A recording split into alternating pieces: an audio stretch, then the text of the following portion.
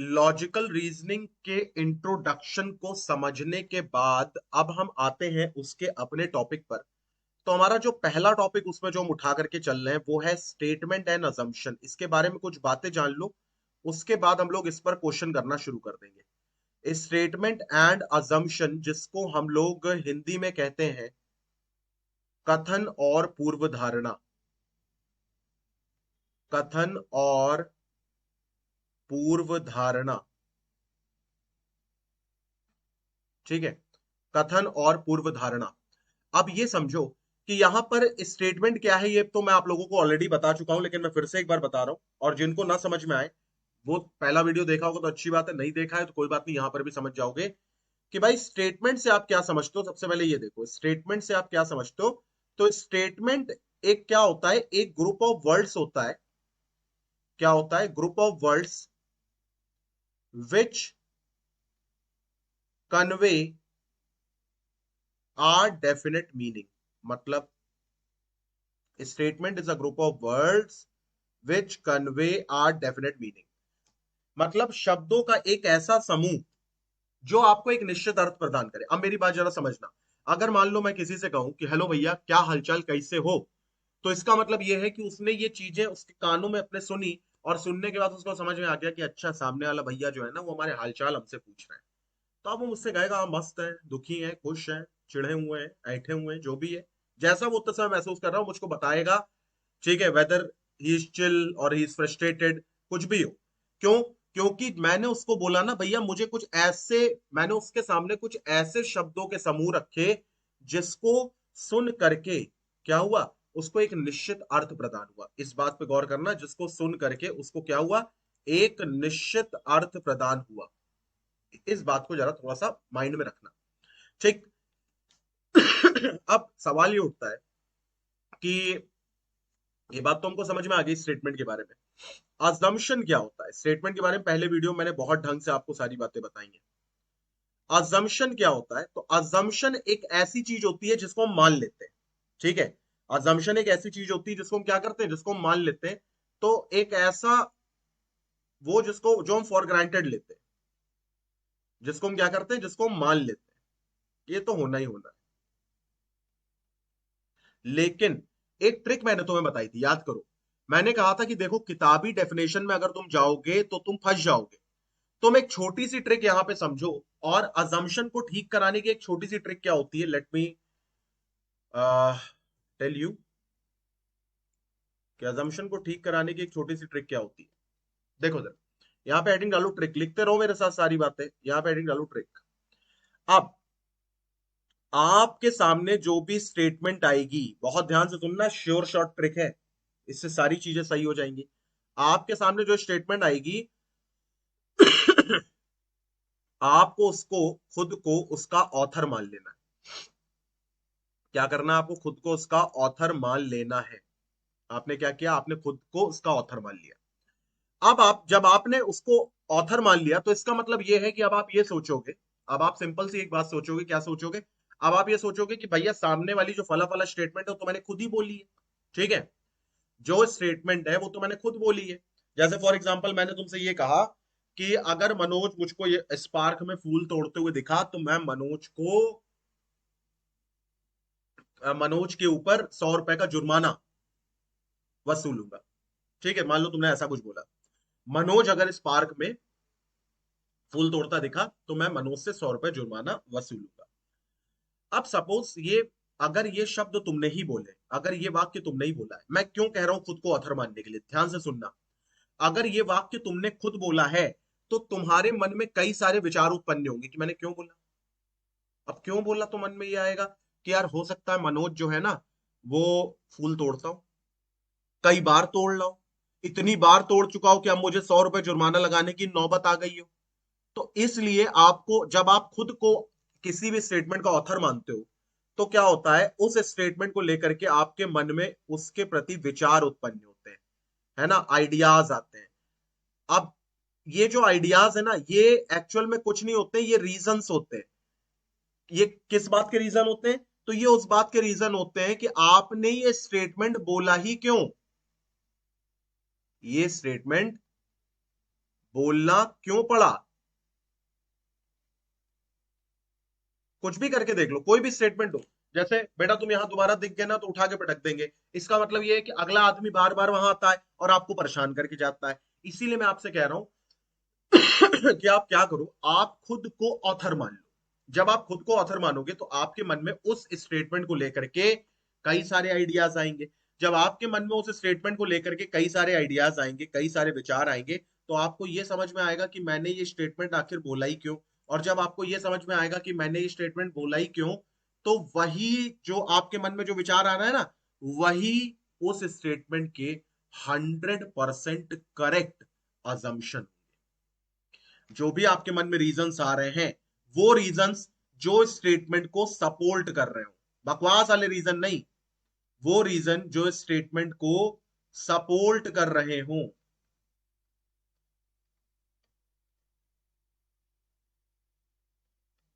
वो रीजन जो स्टेटमेंट को सपोर्ट कर रहे हो, वही रीजंस आपके अजम्पशन कहलाएंगे। इसमें आपको कुछ भी रटना नहीं है, बस छोटी, इसीलिए इसको लॉजिकल रीजनिंग कहते हैं भैया। क्योंकि इसमें तुम्हें कुछ रटना रटाना नहीं है, सिंपल सी बात है। वो बात समझ में आ गई तो बहुत अच्छी बात है। आपको करना कुछ नहीं है, जो भी अभी मैं क्वेश्चन भी कराऊंगा, ऐसा नहीं कि मैं सिर्फ बता करके भाग जाऊंगा। मैं क्वेश्चन भी आपको करवाऊंगा और कमेंट्स के जवाब आखिरी में दूंगा। अभी मैं समझा रहा हूँ, समझाने दो, ठीक है। मैं क्वेश्चन भी आपको करवाऊंगा और उसमें जितनी बातें मैंने आपको बताई हैं, वो बातें भी मैं यहाँ पे आपको प्रूफ करके दिखाऊंगा। तो इसलिए एक बार इन चीजों को नोट आउट कर लो, और कोई दिक्कत आए तो बताओ।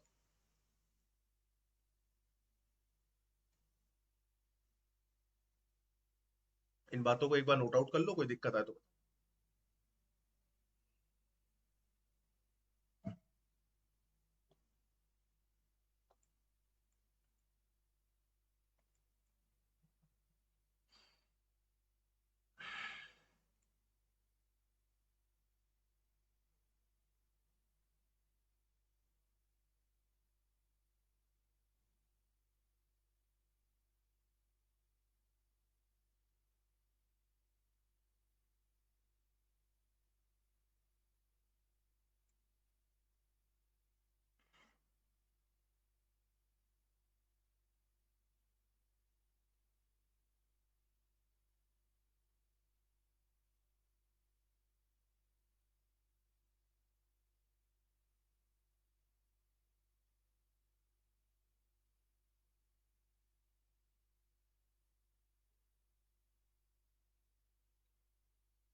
चलो, अब जब अगर ये हो गया है तो अब हम आते हैं अपने क्वेश्चन एंड आंसर वाले सेशन पर और देखते हैं।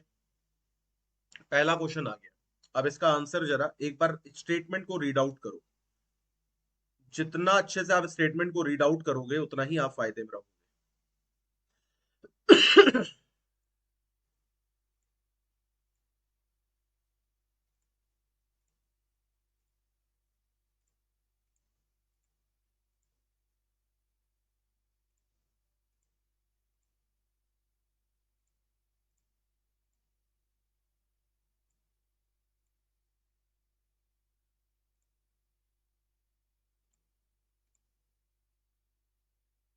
क्या आंसर आएगा इसका? पहले खुद को ऑथर मानो तुरंत।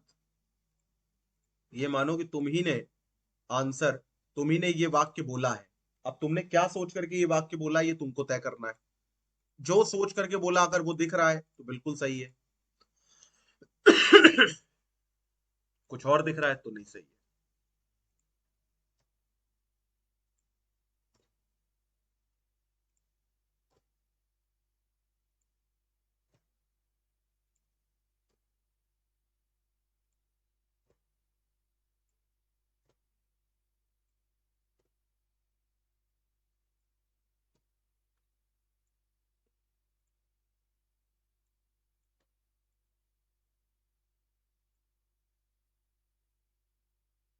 क्या आंसर निकालोगे इसका? चलो देखते हैं जरा, क्या यही आंसर आएगा या नहीं आएगा। चलो देखते हैं, देख लेते हैं, चेक कर लेते हैं, उसको कौन बहुत बड़ी बात है। देखो इधर, यहाँ पे कह रहा है एक विवाह के सत्कार समारोह में भोजन करने के बाद बहुत से लोग बीमार पड़ गए। उन्हें तत्काल पास के सरकारी प्राइवेट अस्पतालों में ले जाया गया। ये कथन किसने बोला है? ये कथन तुमने बोला है। अब तुम्हें दूसरा स्टेप क्या करना है, ये देखना है कि तुमने ये बात क्या सोचकर बोली। जो भी सोचकर तुमने बात बोली वही अजम्पशन होगा, वरना नहीं होगा। ठीक है, जो भी सोच करके तुमने बात बोली वो। तो अब हम एक काम करेंगे। तुमने बोला कि एक शादी में, है ना, लोगों ने खाना खाया, खाना खाने के बाद वो लोग पड़ गए बीमार और उन्हें इमरजेंसी में सरकारी और प्राइवेट अस्पताल में ले जाया गया। अच्छा, पूर्व धारणा, प्रभावित लोगों के रिश्तेदार उन्हें सरकारी अस्पताल में ले जाने से इनकार करेंगे। सवाल उठता है ऐसा वो क्यों करेंगे? क्यों? अगर कोई बीमार पड़ रहा है तो कोई इसे क्यों ले जाने से मना करेगा? तो ये तो गलत हो गया। दूसरा, निकटवर्ती अस्पताल सभी प्रभावित लोगों का उपचार कर सकेंगे। बिल्कुल सही बात है, जो निकटवर्ती अस्पताल है वो सभी प्रभावित लोगों का उपचार सही तरीके से कर पाएंगे। तो इसका आंसर आएगा ओनली सेकंड फॉलो, इम्प्लिसिट। केवल दूसरा वाला अंतर्निहित होगा। सेकंड वाला सही लग रहा है, सेकंड वाला बिल्कुल सही स्टेटमेंट के हिसाब से वो बिल्कुल फॉलो कर रहा है, परंतु पहला वाला नहीं फॉलो कर रहा। अच्छा, याद रखना स्टेटमेंट अजम्पशन के पार्ट टू आएगा अभी। ठीक है, पार्ट वन में नहीं हो पाएगा पूरा, तो पार्ट टू भी आएगा। पार्ट टू थोड़ा छोटा होगा।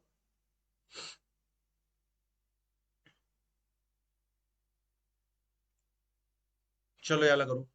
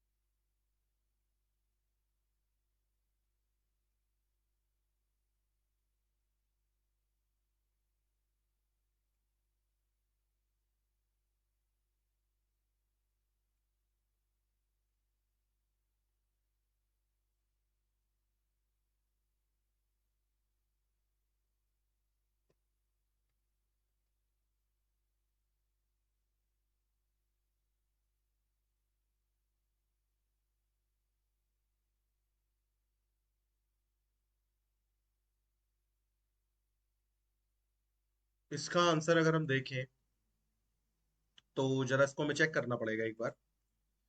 यहाँ पे लिखा हुआ है, सरकार ने ग्रामीण क्षेत्रों में नए कारोबारी उपक्रम स्थापित करने के लिए हाल ही में प्रोत्साहन पैकेज की घोषणा की। सभी यूनिट को अबाधित पावर सप्लाई का वचन दिया है। ओके, इसका मतलब क्या हुआ समझो। गवर्नमेंट ने रिसेंटली ये अनाउंस किया है इंसेंटिव पैकेज वो देगी, किस लिए? ताकि न्यू बिजनेस वेंचर सेटअप हो पाए, कहां पे? रूरल एरियाज में। और उनको प्रॉमिस किया है कि उनको अनइंटरप्टेड पावर सप्लाई भी दी जाएगी। किसको? सारी यूनिट्स को। The government may be able to supply adequate power to all such unit। क्या government may be able to supply adequate power to all such unit? अरे भैया, गवर्नमेंट प्रॉमिस कर रही, मान लो तुम गवर्नमेंट हो और तुमने कोई बात तुम्हें प्रॉमिस करी, तो तुम यही सोच करके तो करोगे ना कि तुम देने की कुवत रखते हो। अगर तुम देने की दम रखते हो तभी तो प्रॉमिस करोगे, तो ये तो सही हो जाएगा।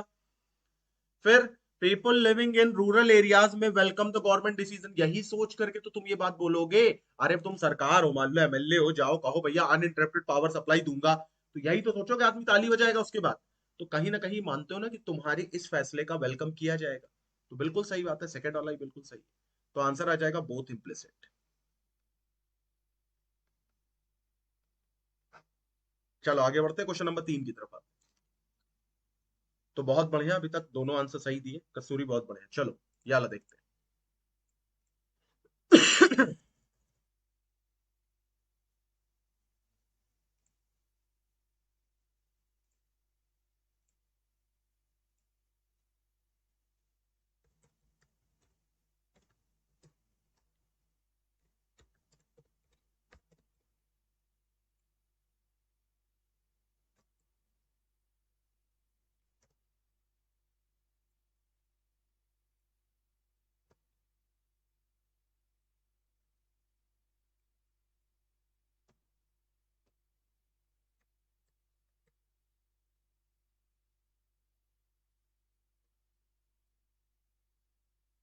इसका आंसर क्या आएगा?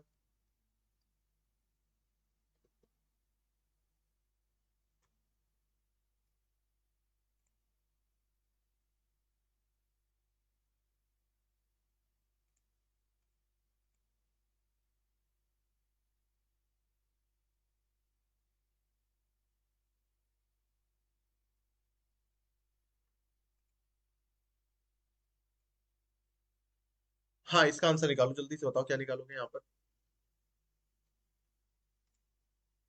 ये अब दिख रहा होगा।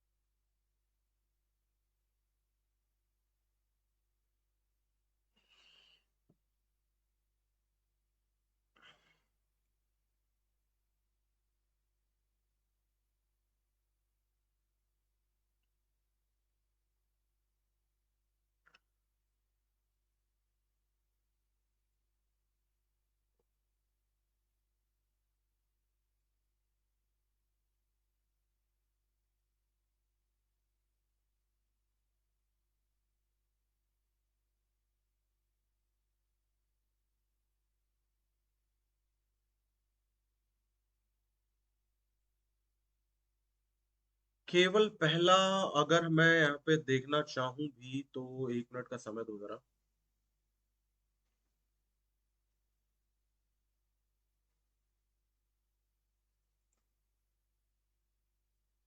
1 मिनट को बताता हूँ।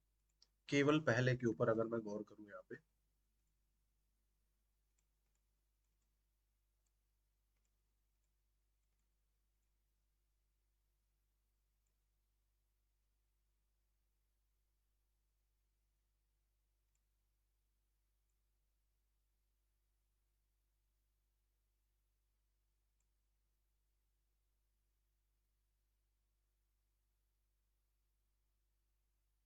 चलो देखते हैं।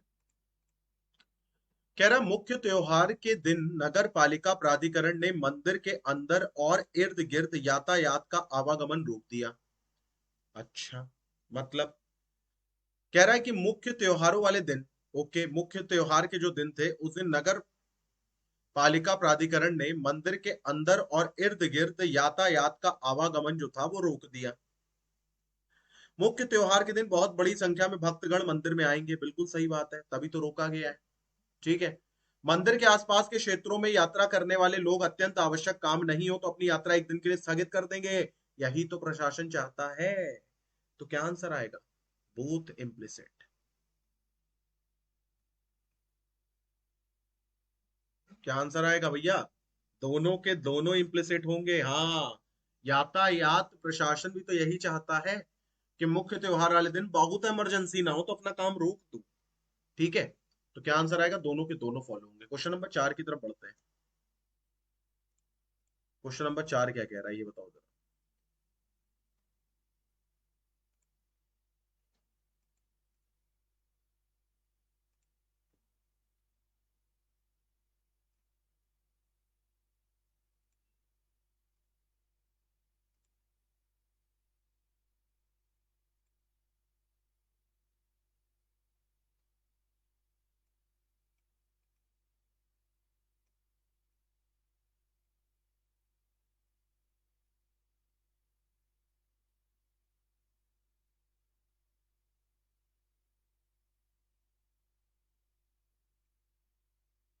क्या आंसर निकालोगे इसका, बताओ जरा।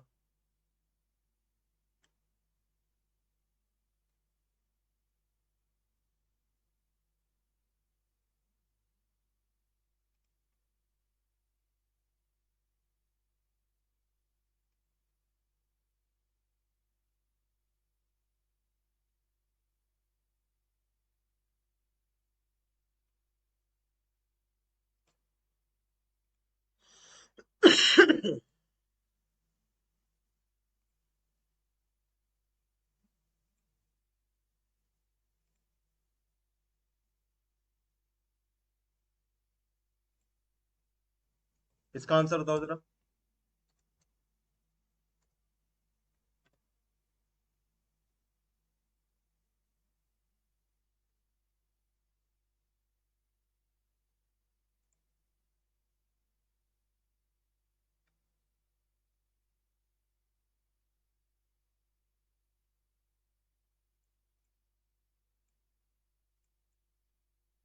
यहां पर अगर हम देखें तो क्या आंसर हम निकाल सकते हैं, देखो जरा। देखो, सरकार ने शहर के सभी प्राइवेट स्कूलों को कम से कम 2 वर्ष वर्ष के लिए फीस का वर्तमान स्तर बनाए रखने के अनुदेश दिए हैं। ठीक है, ये बात ध्यान रखना कि सरकार ने क्या किया है, शहर के सभी प्राइवेट स्कूलों को कम से कम 2 वर्ष के लिए फीस का वर्तमान स्तर बनाए रखने के अनुदेश दिए हैं। अब सरकार अगर किसी से कुछ कहती है तो वो ऑर्डर के ही रूप में होता है, कोई रिक्वेस्ट के रूप में तो होता नहीं है। तो प्राइवेट स्कूल के प्राधिकारी सरकार के अनुदेश का पालन नहीं करेंगे क्योंकि ये सरकारी निधियों पर निर्भर नहीं है, ये तो मान ही नहीं सकते कभी। शहर के प्राइवेट स्कूलों के विद्यार्थी को माता पिता फिर भी अधिक फीस अदा करने के लिए उत्सुक रहेंगे, ये भी गलत बात है। तो क्या आंसर आएगा? ना तो पहला, नाइदर वन, ना दूसरा, नॉर टू, इम्प्लिसिट। ना तो पहला इम्प्लिसिट होगा ना दूसरा इम्प्लिसिट होगा। क्वेश्चन नंबर 5 की तरफ आते हैं।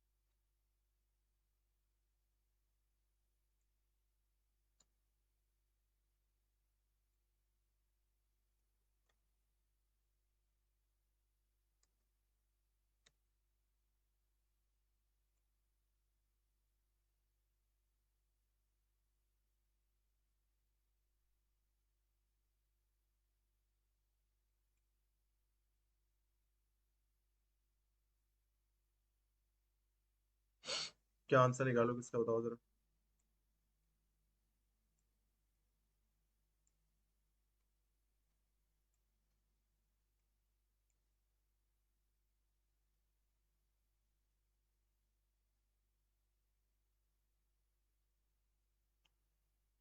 आंसर बताओ, क्या निकालोगे?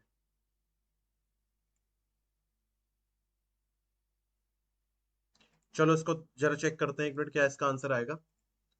देखो, यहां पे क्या बोला जा रहा है, ये कह रहा है कि नगर पालिका प्राधिकरण ने एक व्यस्त रोड पर बने फ्लाईओवर का निर्माण करने के लिए पुराने पुल को गिरा देने का निर्णय लिया है। मतलब municipal authority has decided to demolish the old bridge on a busy road for construction of a new flyover.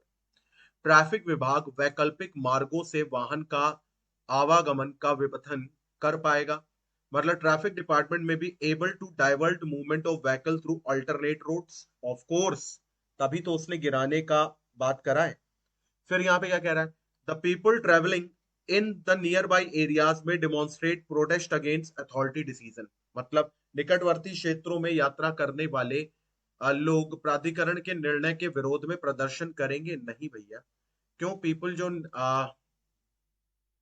कोई भी अथॉरिटी कभी ये सोच करके काम नहीं करती है कि मेरे इस फैसले से लोग क्या करेंगे, बुरा मान जाएंगे, मेरे इस फैसले से लोग क्या करेंगे, विरोध करेंगे या लड़ाई झगड़ा करेंगे। ये सब अजम्पशन का पार्ट नहीं होता। हमेशा याद रखना, assumption always support statement. Assumption जो होता है ना वो हमेशा सपोर्ट करता है स्टेटमेंट को। Assumption always support statement. इसका मतलब ये है, दूसरा पॉइंट बना करके यहां चाहो तो लिख सकते हो, assumption is always positive. assumption हमेशा पॉजिटिव होता है।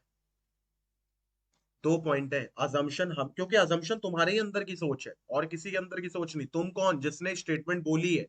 तो अगर तुम ही अपने स्टेटमेंट पे नहीं खरे उतरोगे तो बात ही खत्म हो जाएगी। तो इसका मतलब यह है कि आपको स्टेटमेंट को हमेशा क्या मानना पड़ेगा, पॉजिटिव मानना ही पड़ेगा। ठीक है, तो यहां पे आंसर आएगा 5 का ओनली फर्स्ट, बिल्कुल सही। छठा वाला करते हैं।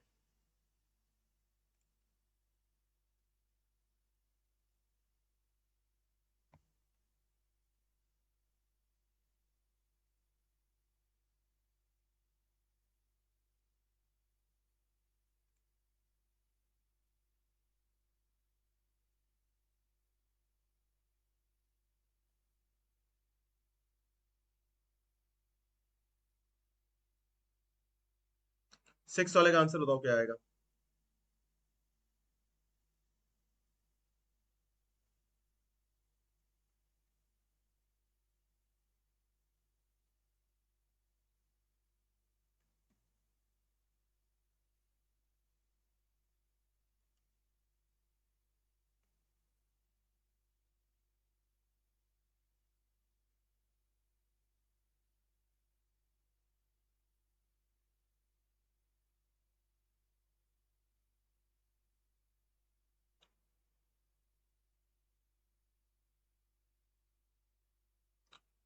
6 में बोथ। अच्छा।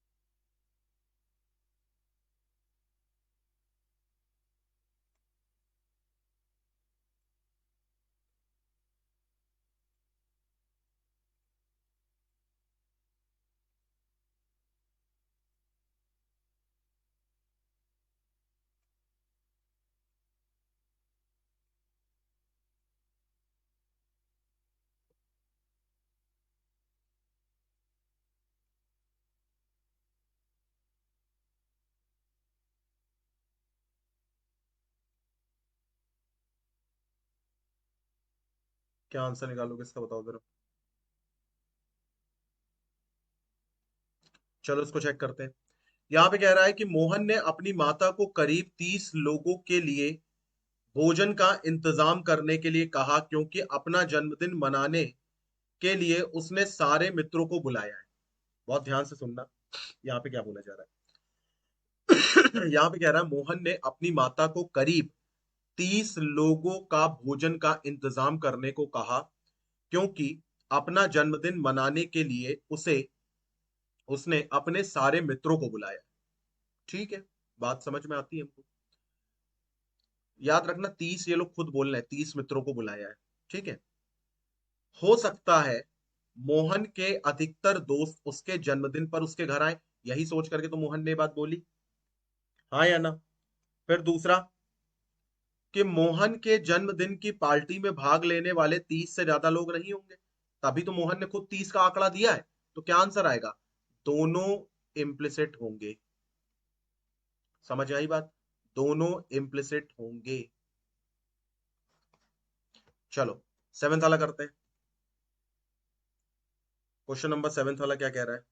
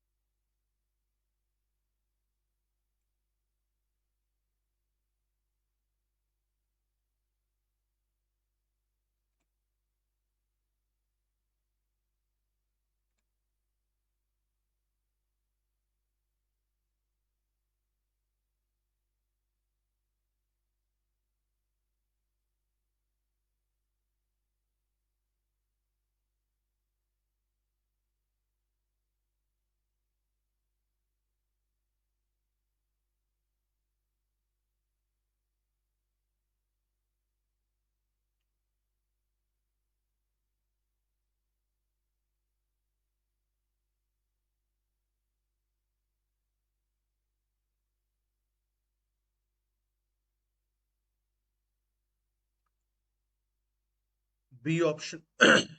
अच्छा, बोथ होगा 7 में। अच्छा, ये तो चेक करना पड़ेगा।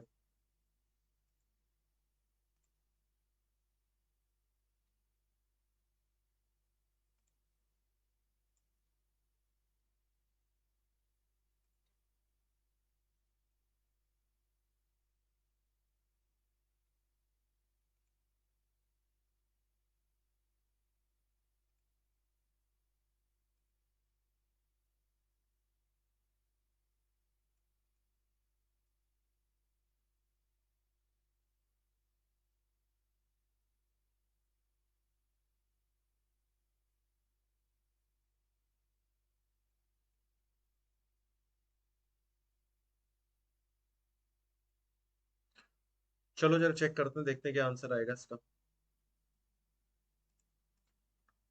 यहाँ पे कह रहा है शहर के प्रसिद्ध कॉलेज द्वारा चलाए जाने वाले प्रोफेशनल कोर्सेज में दाखिला लेने के लिए बड़ी संख्या में महत्वाकांक्षी छात्रों ने आवेदन किया है।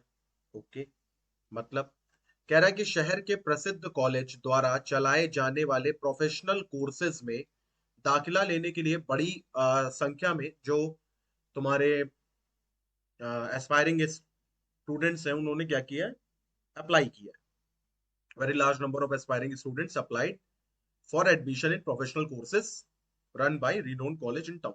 ओके, हो सकता है सभी आवेदकों को कॉलेज में दाखिला मिल जाए। एक तो ये बात हो गई। वैसे हो सकता है तो सही है भाई, हर इंसान यही सोच करके तो अप्लाई करता है। भले वो मेहनत करे ना करे वो एक डिफरेंट चीज है, लेकिन यही सोच करके तो अप्लाई करता है कि हाँ भाई हो सकता है हमको दाखिला मिल ही जाए। दूसरा, हो सकता है प्रसिद्ध कॉलेज द्वारा अपनाई गई दाखिले की प्रक्रिया सभी आवेदकों के लिए उचित होगी। बिल्कुल सही बात है, यही सोच करके तो आदमी जो है वो अप्लाई कर रहा है। तो क्या आंसर आ जाएगा? Both implicit. बोथ इम्प्लिसिट, बिल्कुल सही, बोथ। चलो एर्थ वाला करो जरा।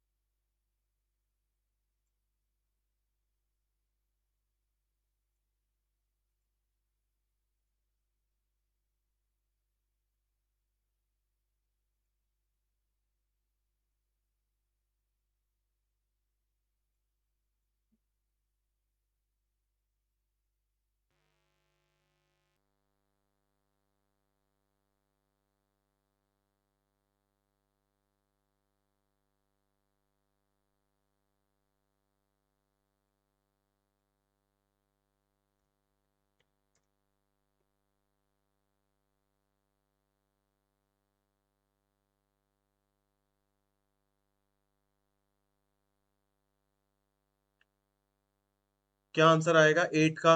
एट का आंसर सोचो जरा।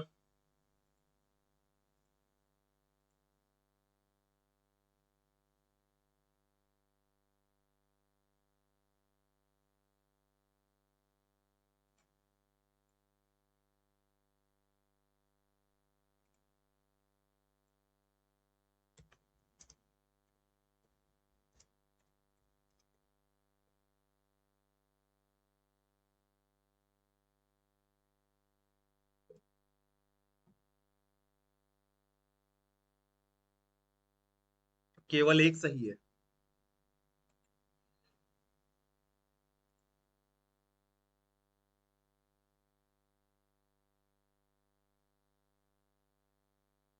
औरों का क्या कहना है?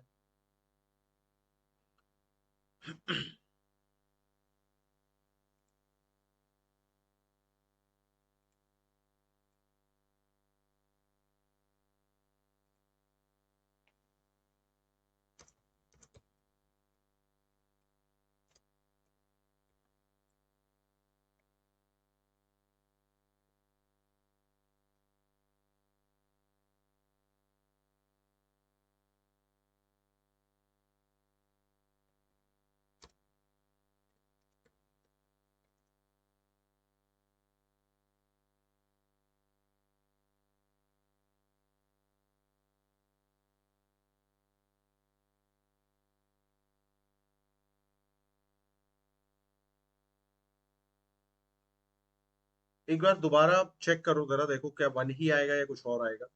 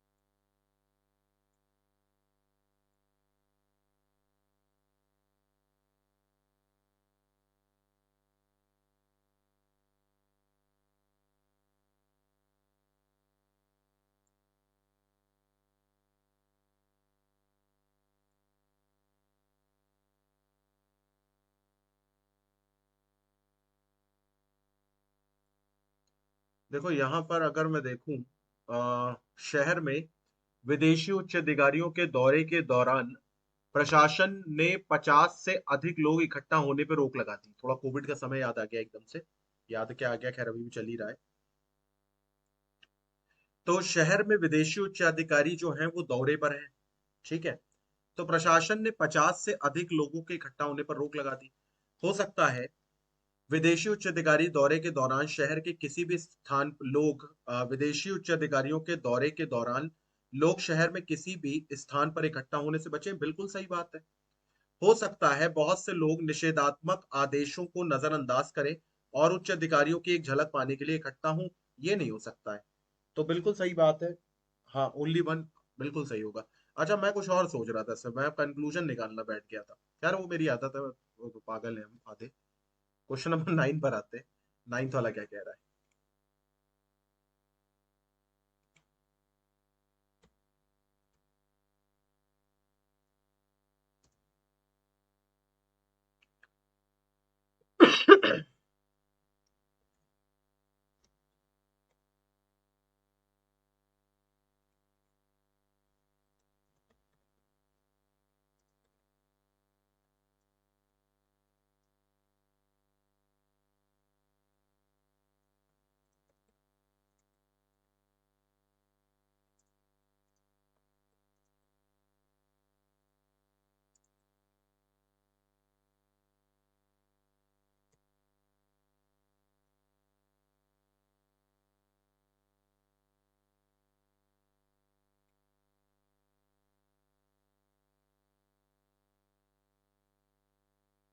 निकालो इसका आंसर।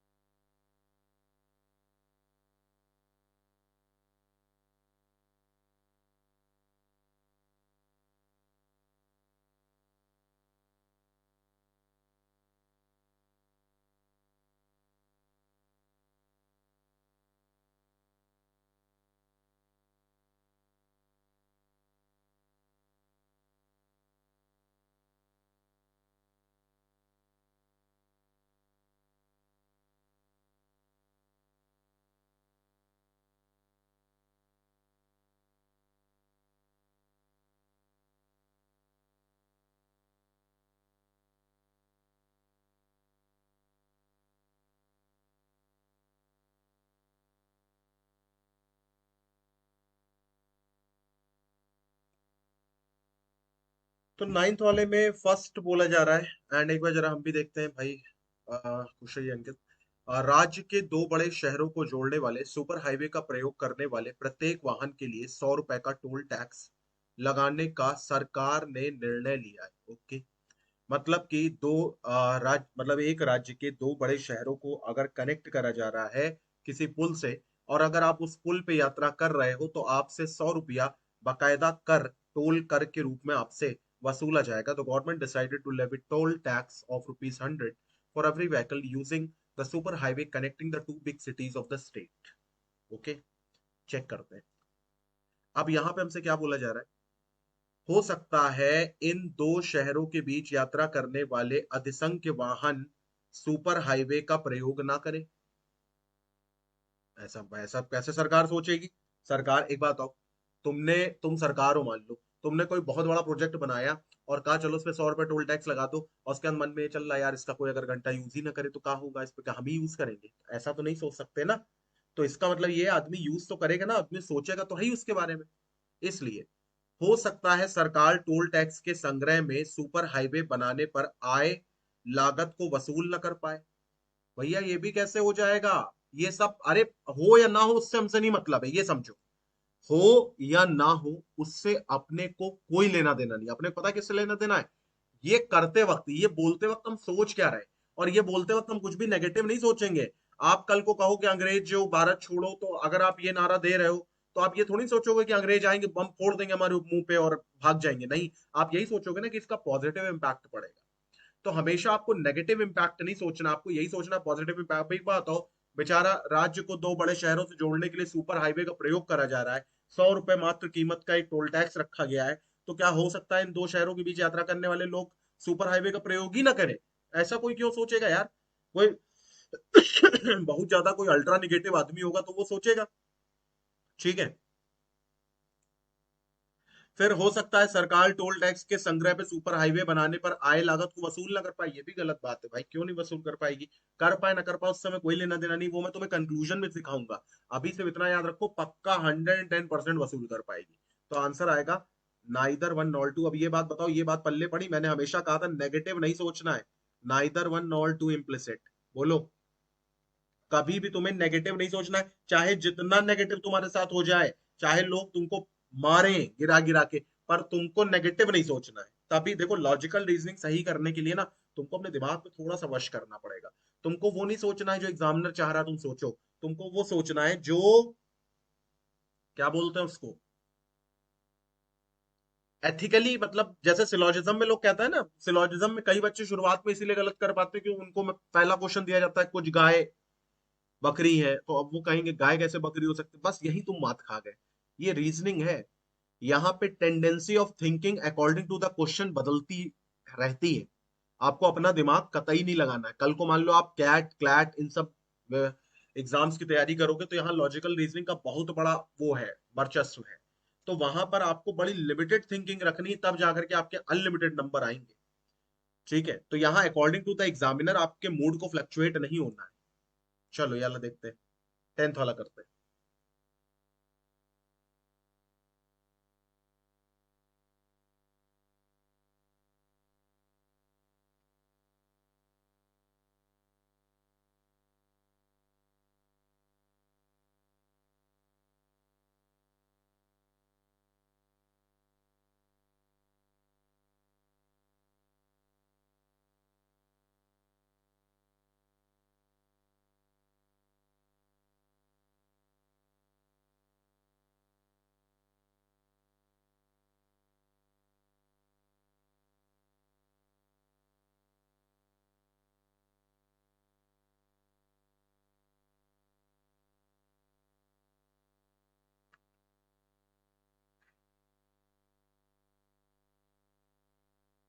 इसका आंसर निकालो।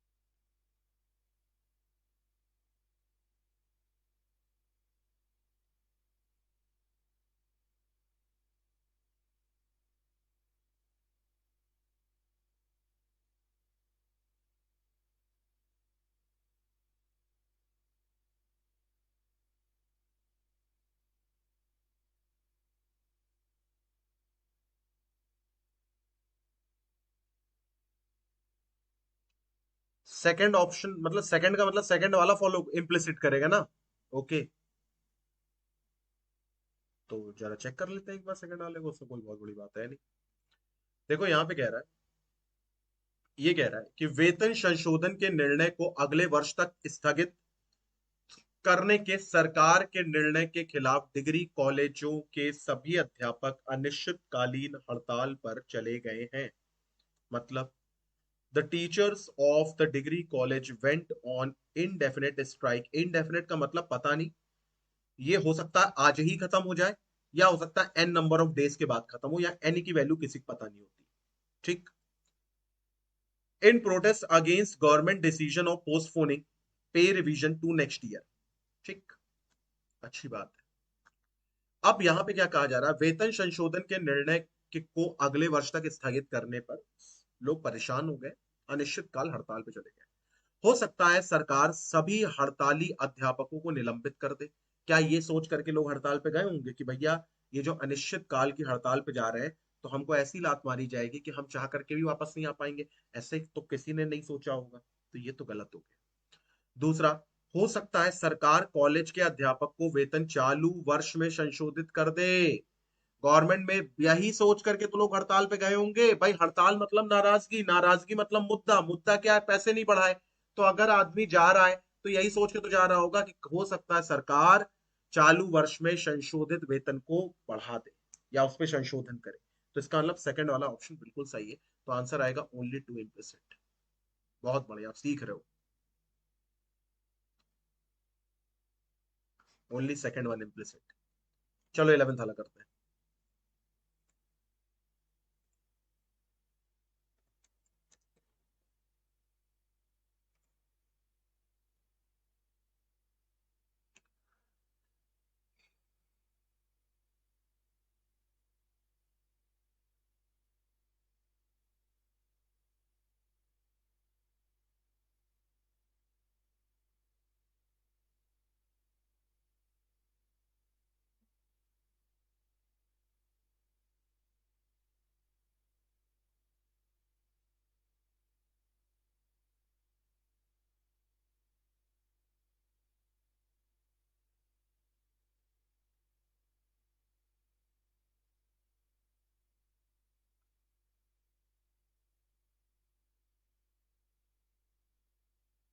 क्या आंसर निकालोगे बताओ।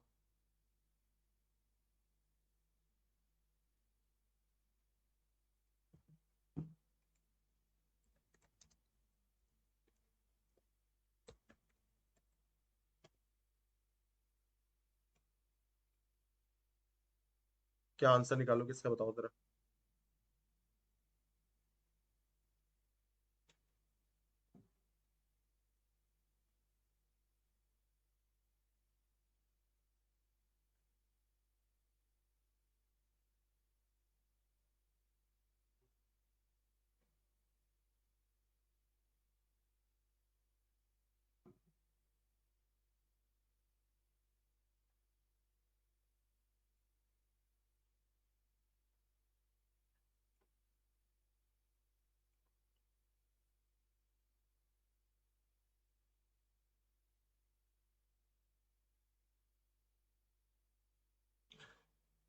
तो दो ऑप्शन इसका भी आ रहा है, मतलब सेकंड वाला ही फॉलो करेगा। ओके।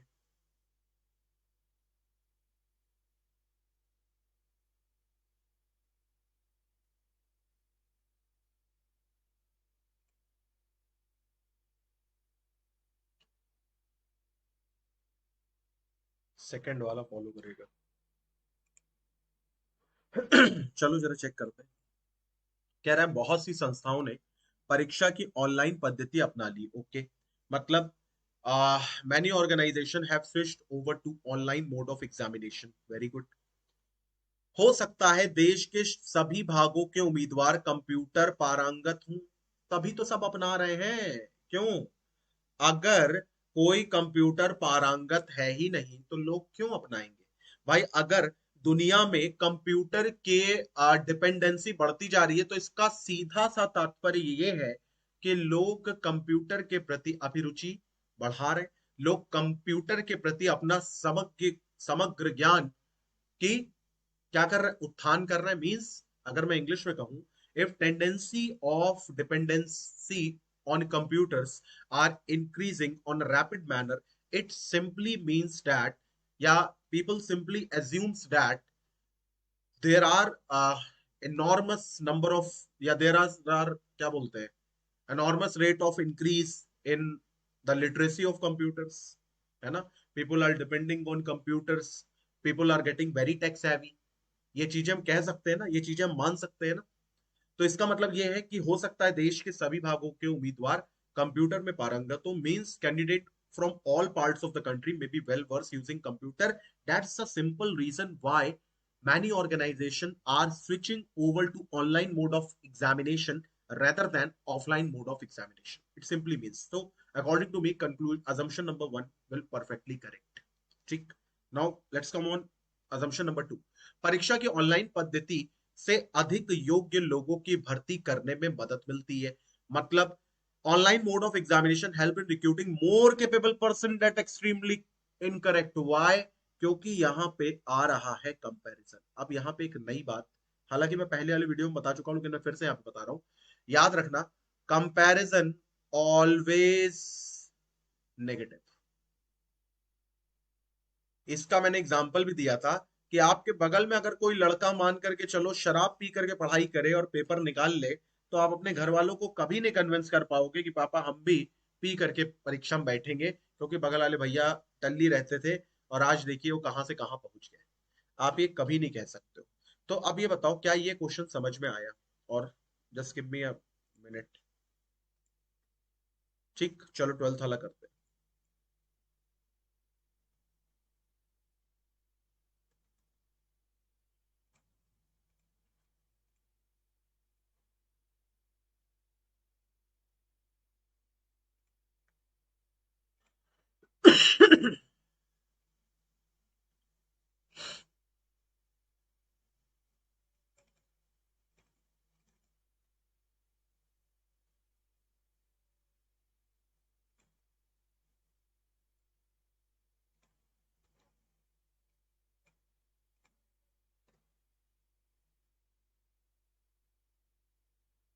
चलो इसका आंसर निकालो.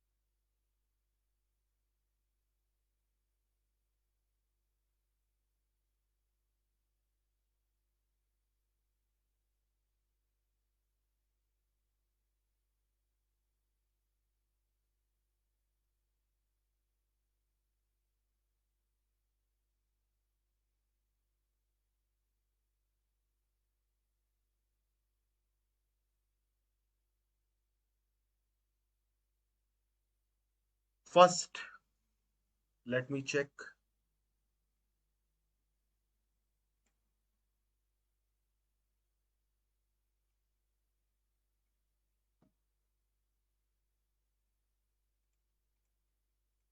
देखो यहाँ पे क्या कह रहा है. प्रदूषण कम करने के लिए सरकार ने शहर की सारी फैक्ट्रियों को तत्काल प्रभाव से पुनर्स्थापित करने का निर्णय लिया है. Government has decided to relocate all the factories from the city with immediate effect to reduce the pollution. Okay, मानते हैं. शहर में प्रदूषण सिर्फ वहां मौजूद फैक्ट्री से ही पैदा होता है? नहीं. पहली क्लास में भी बताया था और अभी बता रहे, ओनली अजम्पशन में नेगेटिव होता है. पहली क्लास से बताया था और अभी बता रहे ओनली अजम्पशन में नेगेटिव होता है. ठीक है. हो सकता है लोग पुनर्स्थापित फैक्ट्रियों तक रोजाना यात्रा कर ले. ऐसी जगह ही तो फैक्ट्री लगाई जाएगी. बंबई की फैक्ट्री उठा करके अंडमान निकोबार में थोड़ी ना पुनर्स्थापित कर दी जाएगी. या उत्तर प्रदेश की फैक्ट्री उठा करके कोलंबो में थोड़ी ना लगा दी जाएगी कि पता चला लोगों की आने जाने में ही हालत खराब हो जाए और वो परेशान हो जाए। तो ये सोच करके किसी ने ये कथन नहीं बोला होगा। उन्हें फैक्ट्री पुनर्स्थापित करनी है, क्यों? क्योंकि पॉल्यूशन को उनको कंट्रोल करना है, बाकी उनका कोई मकसद कोई मुद्दा नहीं है। तो इसका आंसर आ जाएगा केवल पहला। सॉरी मत बोलिए, अगर आप कोई चीज गलती कर रहे हैं तो उसका आप सीख रहे हैं, ठीक है? So don't feel sorry. तो इसके साथ ये 12 प्रश्नों की प्रश्नावली वाली संख्या मैं खत्म करता हूं।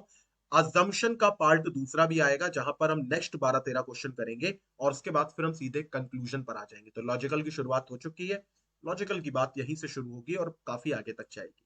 तो आपने मुझे अपना समय दिया, बहुत बहुत धन्यवाद।